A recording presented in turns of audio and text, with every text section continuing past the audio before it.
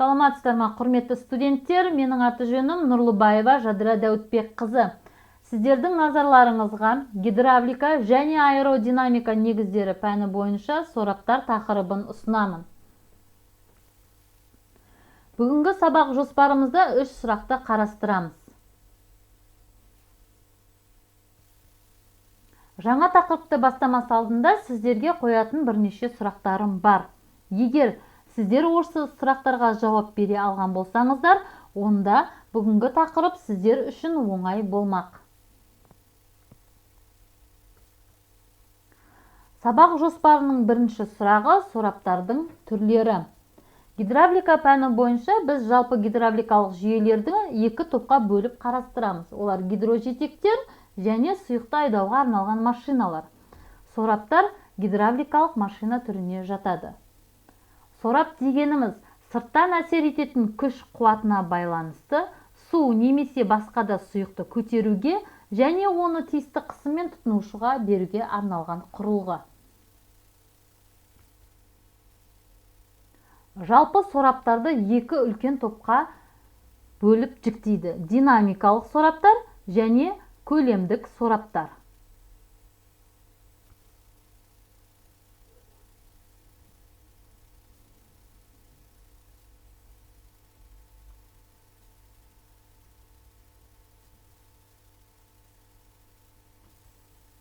Динамикалық сораптар өз кезегінде қалақшалы сораптары, үйкеліс сораптары, электромагнитті сораптар болып 3 топқа жіктеледі. Көлемдік сораптар ілгері кейін жылжымалы, қанат ұшалы, роторлы сораптар болып 3-ке бөлінеді. Сонымен бірге жалпы белгілеріне, орналасуына және қолдану ерекшеліктеріне байланысты сораптарды тағы да бірнеше топтарға бөліп қарастыруға болады. Сабақ жоспарының екінші сұрағы бойынша сораптардың жұмыс принципі туралы түсінік. Алдымен ортадан тепкіш сораптың жұмыс принципін қарастырамыз. Назарларыңызға ортадан тепкіш сораптың сызбасы берілген. Бұл сораптың ең негізгі элементі болып қалақшалары бар жұмыс дөңгелегі табылады. Осы жұмыс дөңгелегінің санына қарай ортадан тепкіш сораптар бір сатылы немесе көп сатылы болып бөлінеді. Ортадан тепкіш сорапты өнеркәсіптік қондырғыларда және өндіріс объектілері арасындағы технологиялық сұйықтықтарды айдауға, мұнай, газ, химия өнеркәсібінде жиі қолданылады. Ортадан тепкіш сораптың жұмыс принципін келесі видео арқылы түсіндіріп өтейін. Сорапқа айдалатын сұйықтық беріледі. Жұмысшы доңғалақтың жылдам айналуы арқылы сұйықтық ортадан тепкіш күштің әсерінен қалақшалармен үздіксіз қозғалады. Осыдан кейін спиральді камераға түседі. Әрі қарай құбырға айдалады.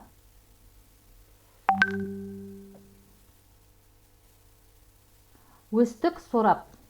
Өстік сорап сұйықтық энергиясын беру жұмыс доңғалағының сұйықтықпен әрекеттесуі арқылы жүзеге асырылады.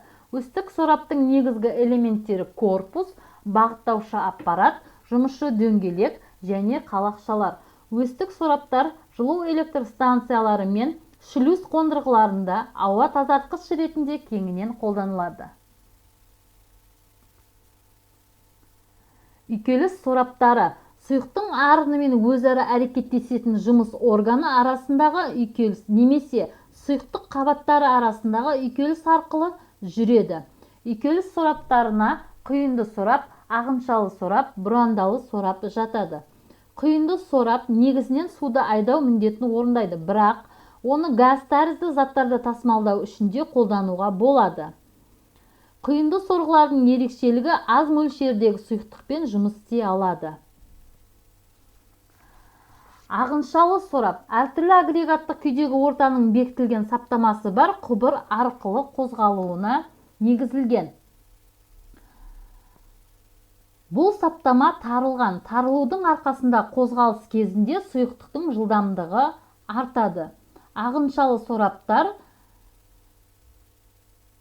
тау-кен өнеркәсібінде, шахталарда кәріз суларын құммен, шламмен айдау үшін қолданылады. Ағыншалы сораптардың заманауи модификациялары 3 санатқа бөлінеді: эжектор, инжектор, элеватор. Бұрандалы сорап. Бұрандалы сорғылар өнеркәсіптің әртүрлі салаларында, тамақ өнеркәсібінде, мұнай өнеркәсібінде, химия өнеркәсібінде белсенді қолданылады.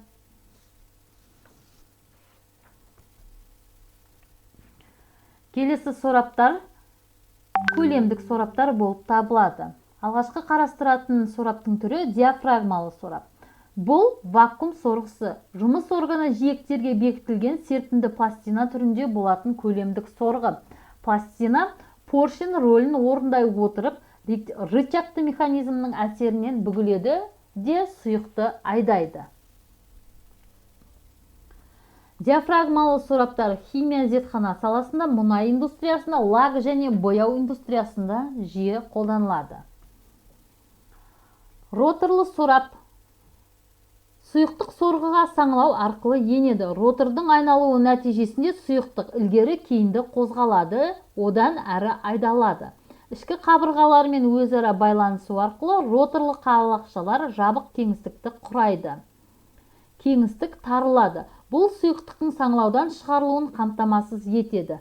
Мұнай, газ өндіру және химия өндірісі салаларында қолданылады. Плунжерлы сорғыларда жұмыс органдары плунжерлер түрінде жасалады. Плунжер цилиндр түрінде болады. Бұл сорғының негізгі элементтер жұмыс камерасы болып табылады. Онда плунжер ілгері кейінді қозғалу арқылы сұйықтың қозғалысын тудырады. Плунжерлі сорап су мен майларды айдауға қолданылады. Поршенді сораптар қысымды беру арқылы сұйықтықты ығыстыру принципінде жұмыс істейді. Механизмде ілгері кейінді қозғалыс жасайтын жылжымалы элемент бар. Жылжымалы элемент цилиндрлік оқшаулағыш контейнерлерде орналасқан. Қозғалыс кезінде жұмыс камерасында ауаны сығымдайды. Оның салдарынан құбырға сұйықтық енеді. Поршеннің кері қозғалысы сұйықтықты шығару үшін сығымдайды. Клапандардың құрылымы тығыз орналасқандықтан сұйықтықты итеру кезінде сору жолына түсуіне мүмкіндік бермейді.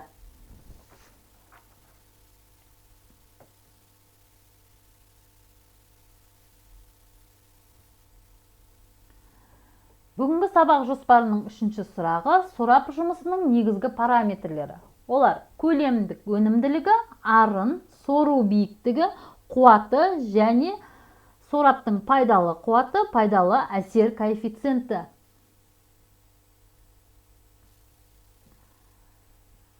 Бүгінгі тақырып осымен аяқталды. Қажетті 3 сұрақтардың барлығын қарастырдық. Енді сіздерге қоятын бірнеше сұрақтарым бар. Сораптың қандай түрі көрсетілген? Дұрыс айтасыз, көп сатылы ортадан тепкіш сорап. Ал мынау сорап қандай сорап?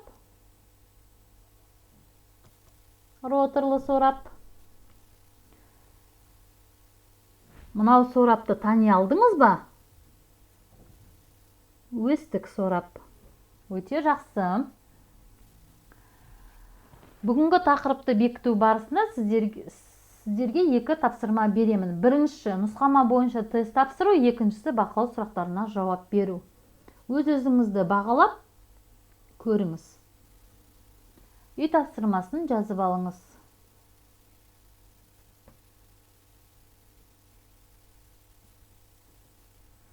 Бүгінгі сабақтарда қолданылған бейнероликтердің нұсқамаларын ұсынамын. Осы нұсқамалар арқылы бейнероликтерді көріп, біліміңізді жетілдіруіңізге болады. Назарларыңызға рахмет.